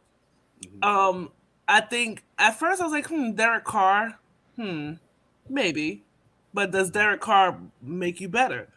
Aaron Rodgers is going to make them better offensively. I would say that, right? Mm-hmm. Now, what Aaron Rodgers is also known for is choking in the playoffs. Shitting the bed. Yeah. I mean, they're hedging a lot of bets on the man that's going to take them into the second round of the playoffs. Second round town? Second round town. That's it. Now, when you look at the AFC, when you look at the freaking Bengals, when you look at the damn Kansas City Chiefs, I'm not even going to disgrace myself by saying the Buffalo Bills. I was sitting on this damn podcast for 2 years. We're done with them. Talking about, Josh Allen and the Bills. You can't forget about them. They are forgotten about. Then you have the Miami Dolphins, who are a pretty solid team. Who, if they had a seasoned quarterback during the playoffs in that game, I forgot who they faced in the wild card. It escapes me right now. Yeah. No, but you're right that these teams they should have won it. They should have won it. If they didn't have their third string quarterback, they would have won. Yeah. I don't care. Not the Super Bowl, of course, but they would have won. The Jets become where the Bills were with Aaron Rodgers. To me, it just feels like the Jets were. Again, it's not 1-to-1, but I'm getting Netsy vibes from the Jets, where it's like you're building something, and then you see a shiny new toy that's not really new. And then you see and you're James like, Harden. then you see You James blow up your Harden. team. You blow up your team. It's like, Pete hit it on the head where it's like, it's not about Aaron Rodgers. Like, it's like, yeah, it's about him, but really it should be about all the other players on the team, because the thing that the Jets were missing is competency at the quarterback position. They don't need greatness at the quarterback position. And Aaron Rodgers doesn't give you greatness at the quarterback position anymore. Yeah, he's great. He's Aaron Rodgers, multiple-time MVP, Super Bowl champion. But again, like, he's definitely on the back end. Derek Carr, you could say, okay, he'll be on the back end as well, but you sign him longer, and he gives you the stability. That team needs stability and competency at the quarterback position. Everything else you can work around. Because the whole thing with the Jets is they've got those weapons. Mm-hmm. And now you're going to bring in Aaron's crew and, like, just get his guys in here and, put all your eggs in the Aaron Rodgers basket, and, you're going to see Robert and of all the years to do it. And, yeah. Right. But in all the years to do it, like, you have probably the toughest schedule in the league. Because again, you have to play, as Kay said, you have to play Buffalo twice, Miami twice, New England twice. Buffalo. Right. Those are regular season games that count. Buffalo's a threat to them in the regular season. We're talking about all this regular season stuff. He's going to be good in the regular season. This is what Aaron Rodgers but hold on, Tay. No, Tay, you hold on. Who else the Jets play? You was going for like 20 minutes. I had to go pay on tab. Oh, you pay? Yes. Ask her to tip. I fight her to put her card away because she pulls her card out. I'm like, no. Yeah, I fight her to put her card away. Because she'll pull her card out. I'm like, excuse me? You a bum. Anyway, the Jets also play. The Jets play. Your girlfriend needs to hang out with me. I swear. Where y'all at? She wants to. She says she wants to. Where y'all at? Buffalo Wild Wings? Yeah, no, the Bronx Beer Hall. So hang out with you, and you can call you a bum in stereo. But you know what's killing me? It's like your bill was like what, $16? No more than that. Okay, $27. More than that, but okay. Okay, 30. Come on, don't short sell them. Come on. You're splurging tonight. $35. Did you get her tires rotated today too? Hey now. No, she came from work. She came from work here. Gave her the old Pep Boys. Yeah, a gift. That was his gift. That was his Christmas gift. A $35 certificate to Pep Boys. No, it wasn't. You know what my Christmas gift was. You like the. Anyway, Christmas is Jets like also $4 play ago. Out of division. Have you bought her another gift since then? I bought her loads of gifts since then. Loads. The Valentine's Day gift was a 5-phase gift. 5 phases. 5 phases. Yes, 5 phases. She got like one you're running gift the Jets, every 5-point plan. She got one gift every 3 days in February up to Valentine's Day. See, that's a man who cares. Peter getting tight, his ears getting red. He getting tight. He's like, 5 gifts. My ears. 5 gifts. He's like, yeah, a free car wash certificate, jumper cables, incense. Is you right there? Jumper cables and incense. What is going on? What type of shit y'all got? He really cares about her vehicle. Listen, myrrh and frankincense. But no, like at the end of the day, the Jets. You're talking all this shit now. You're gonna be. Let me say something, Peter. I want you to keep the same energy. When the Jets season starts and they start looking really good during the regular season, I do not want you and Matt to be sitting here falling for that fool's gold because did I say in my gut. Was I out here? I'm sorry. Did I miss something? Was there someone out here? Was there a scroll out here impersonating me talking about I'm so happy about getting Aaron Rodgers? No. Yes, Aaron Rodgers is great.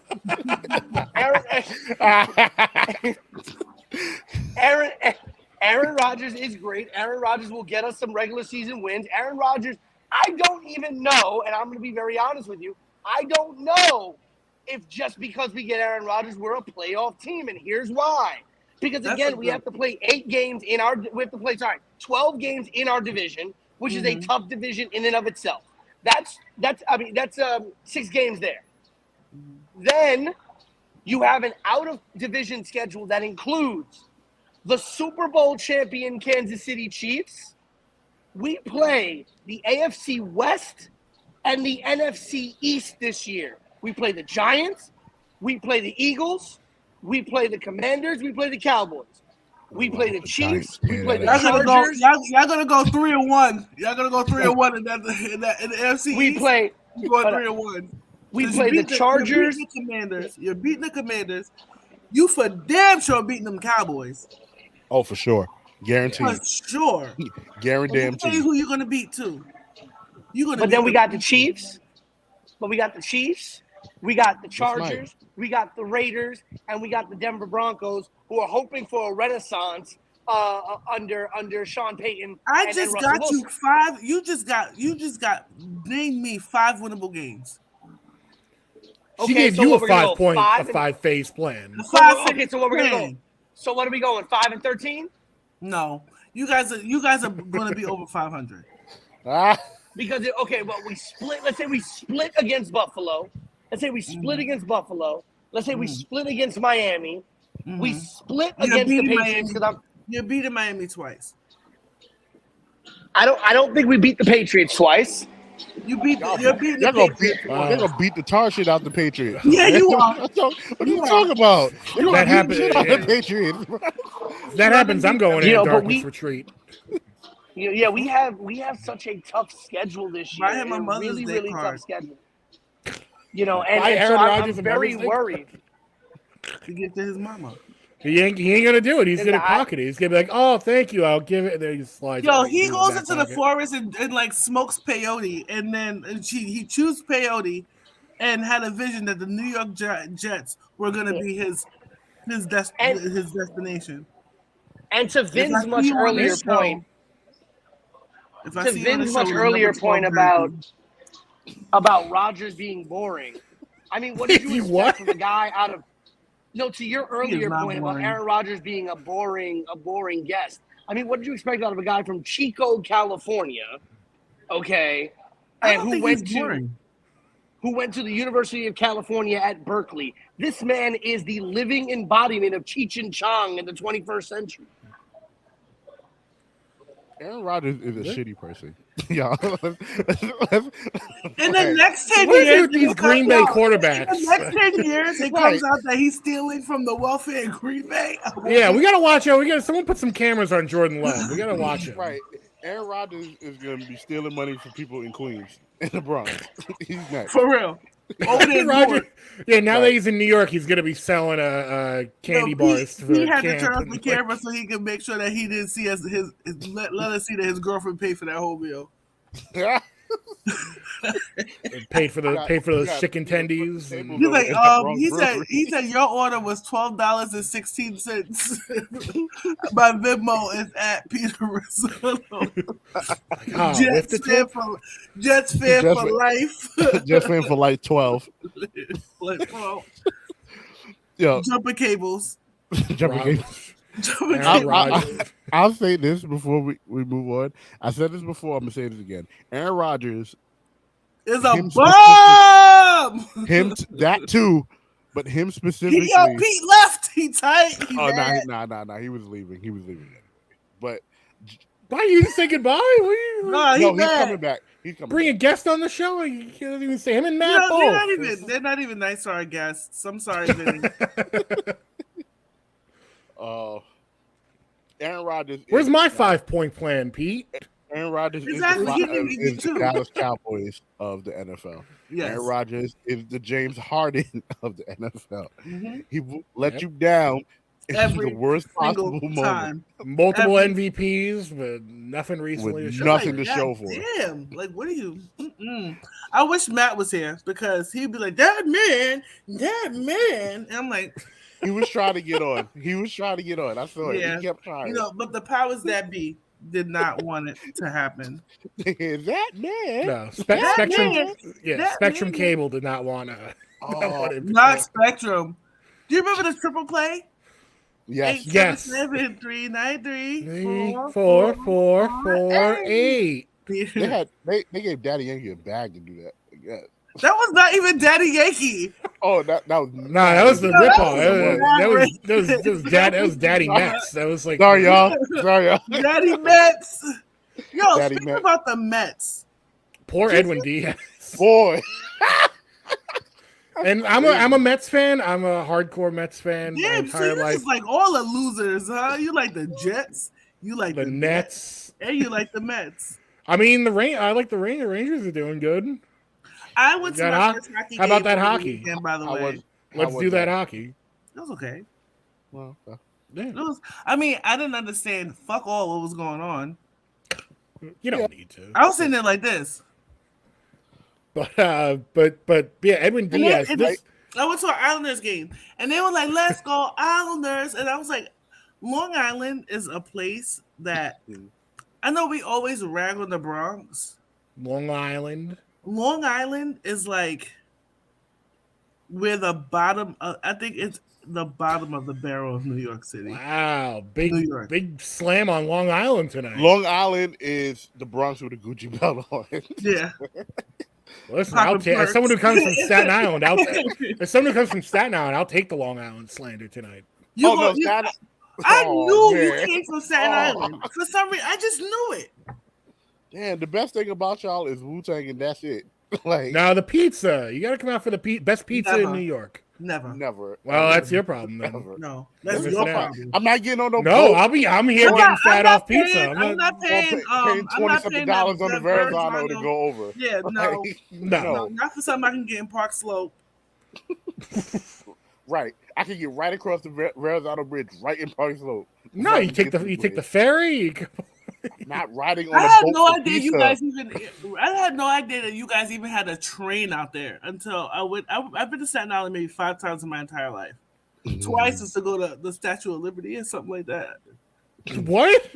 How does that work? Damn, you took the long way. to go to Statue Yeah, of really. I How fucking does swear. that work? Go I to fucking Statue swear. of No, Liberty via Island Boulevard. Staten Island. Yeah, you took the real long way. Yeah, No, you have one that time, one train my that comes sister from the can tell you bottom this to the top of story. it. My Yeah. first time I was ever in Staten Island, right? It was the day after our prom, and my friend's parents drove us to Six Flags Great Adventure. They lived in Staten Island, and this has changed my view on people from Staten Island.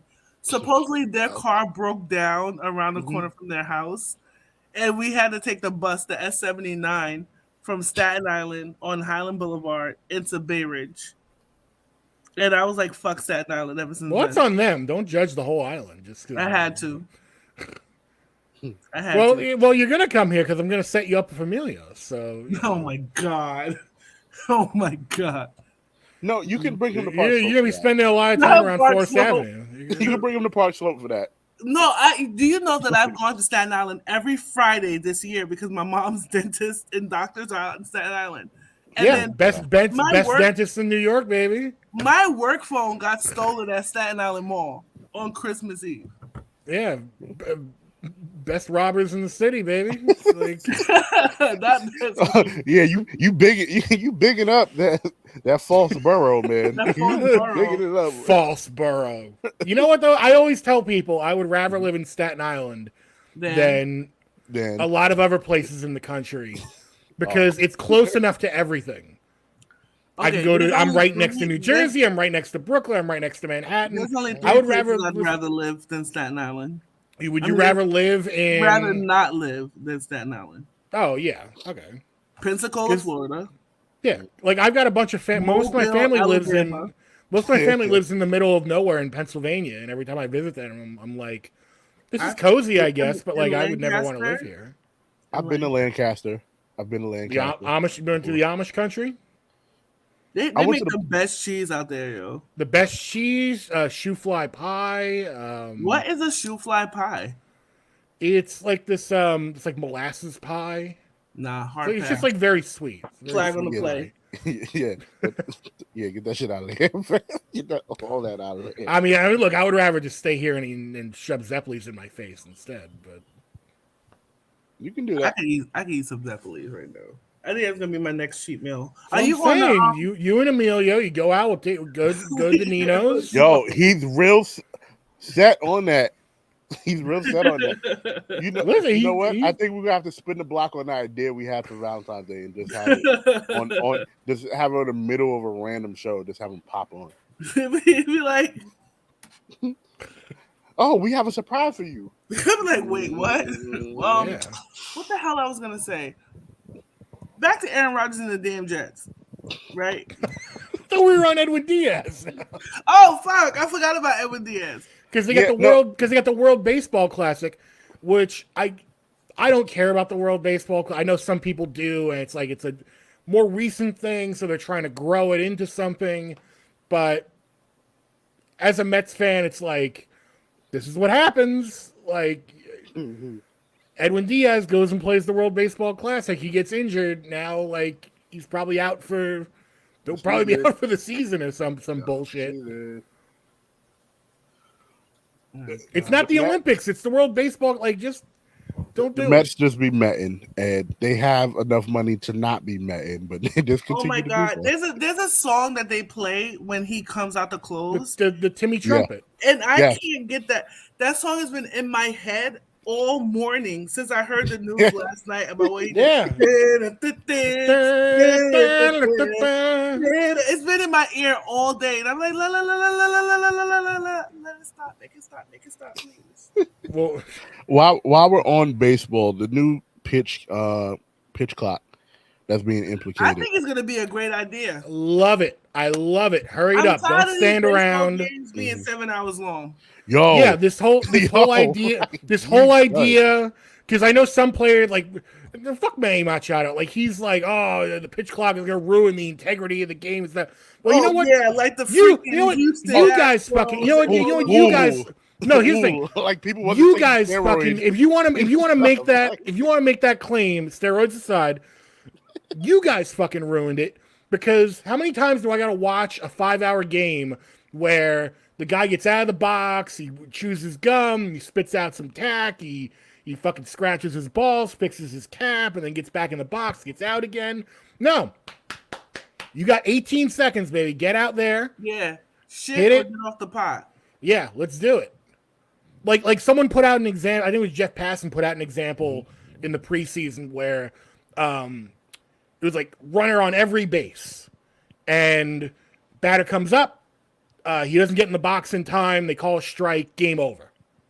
And people were like, "Is this what you want in the playoffs now? You want games to be decided like this?" It's like, first off, Yes. that's not going to happen in the playoffs because people are going to get used to it, and any manager who allows that doesn't deserve to be in the playoffs. They actually need to be fired if you allow that. Right. So that's a situation that's either not going to happen at all, or if it does happen, it's your fucking fault.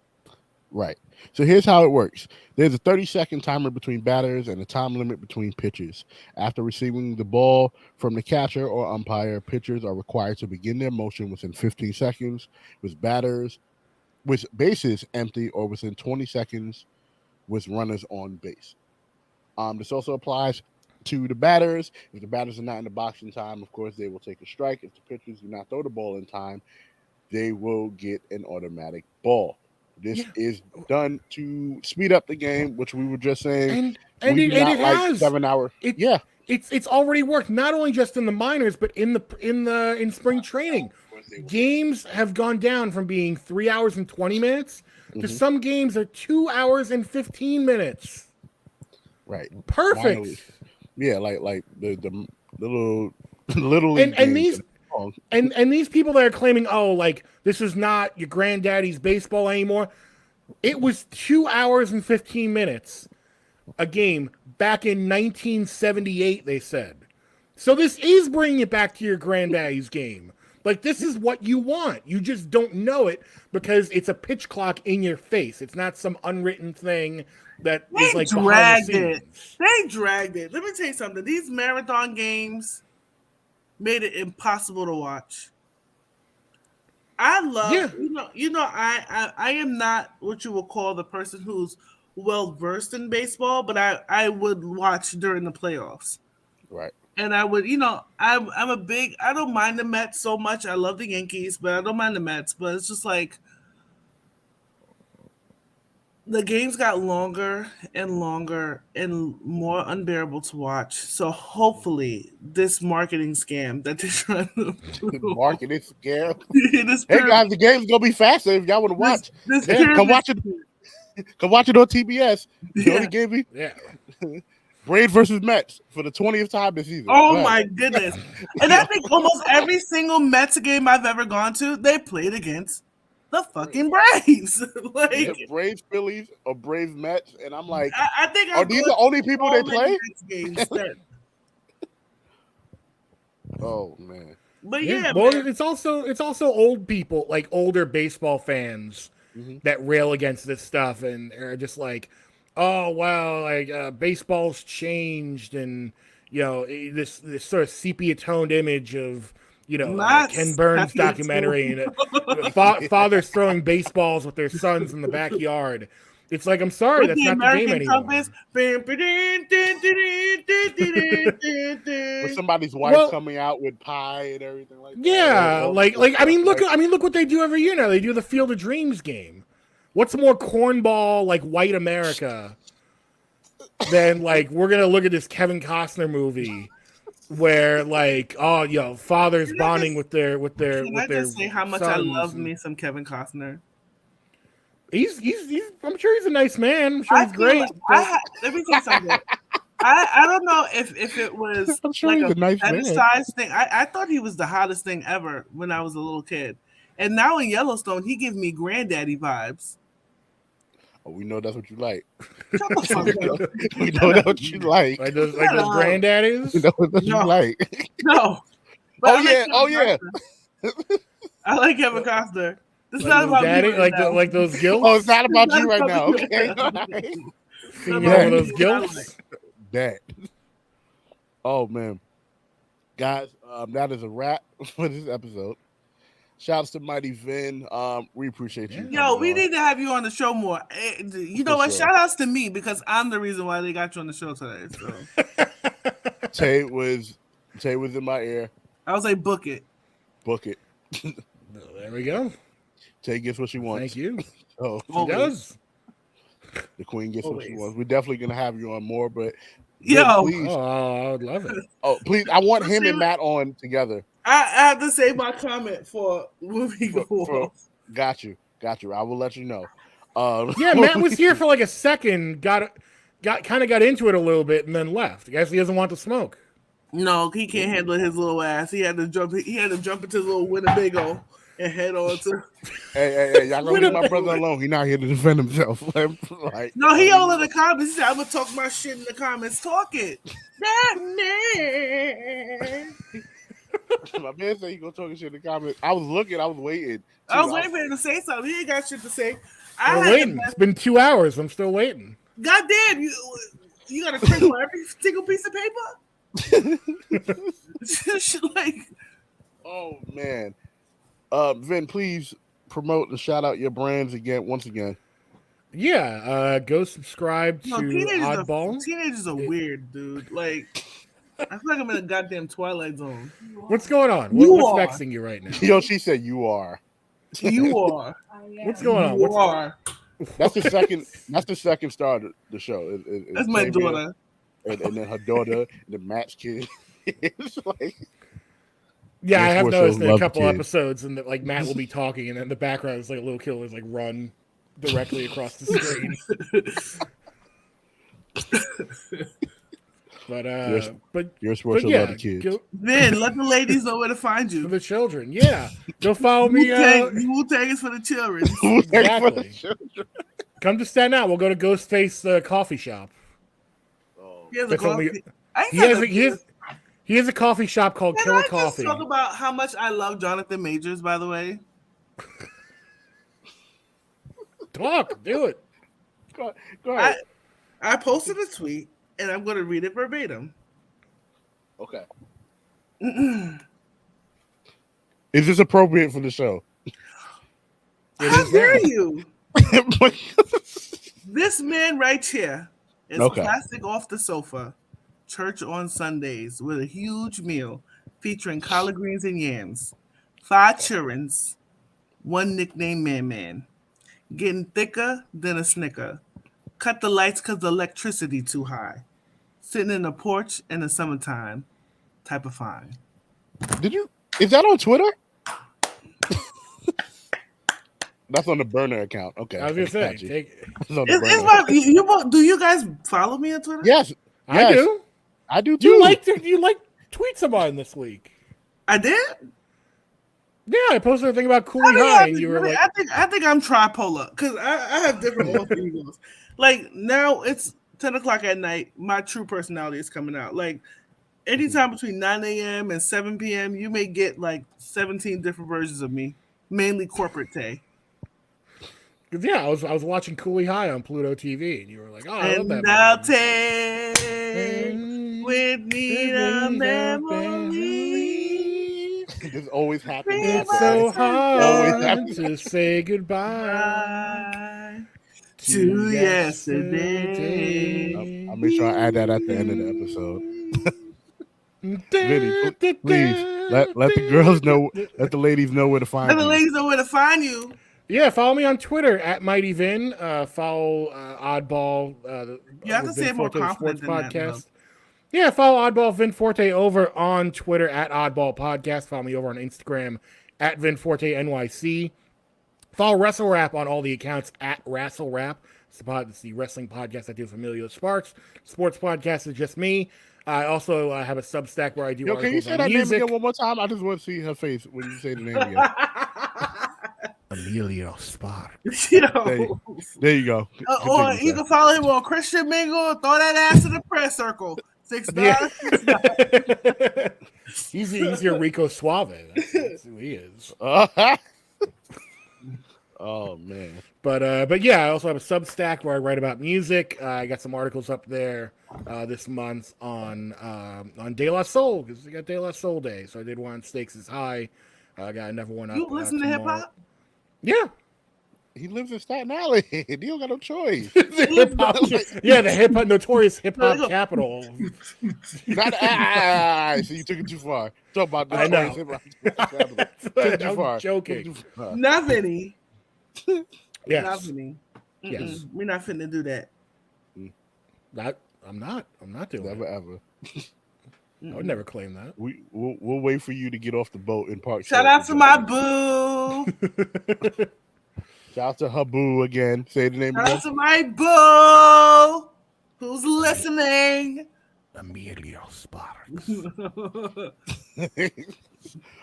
Oh. Love it. Can't wait to do it. No, I legit, my boo is legit listening. So shout out to Tay's boo who's listening. Exactly. I'm happy she liked you enough to keep it around for a little bit. And now she about to look. Yeah, shout out to him. Yeah, shout outs to him. Capital HIM. He's him. He's the guy. He's him. Mines. God. For the voice of Generation Pete Rosado, for BK Matt, and for my man, for Mighty Vin, for the Queen, and for Tay's man, for Tay's man. The cream in the cream in her coffee, the sugar in her honey pot. Not the cream in her coffee. Oh man, it is your boy, Big Baby, signing off. Peace.